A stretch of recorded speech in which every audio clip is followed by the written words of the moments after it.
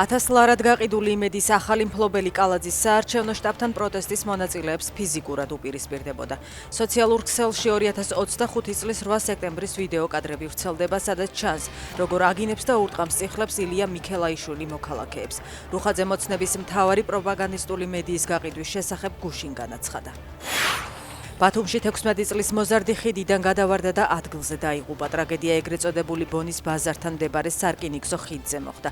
მოზარდი მატარებლის ვაგონზე დაეცა. არსებული ინფორმაციით ბიჭი ხიდზე თანატოლებთან ერთად ფოტოებს იღებდა. მიქანაძესთან 5 საათიანის შეხვედრის ერთადერთი შედეგი ისაა, რომ შეხვედრები გაგრძელდება.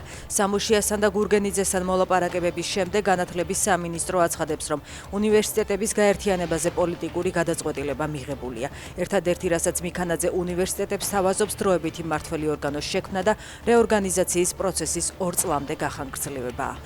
უკრაინის უმაღლესი რადას თავმჯდომარის შესაძლოა დავით არახამია გახდეს. ინფორმაციას უკრაინული მედია ავრცელებს და წერს, რომ მთავარი არგუმენტი რის გამოც არახამიას კანდიდატურა განიხილება მისი სტატუსის ფორმალიზებაა. სამშვიდობო მოლაპარაკებების საწარმოებლად რადას სპიკერის პოსტი არახამიას საერთაშორისო დონეზე მაღალ ლეგიტიმაციას მისცემს.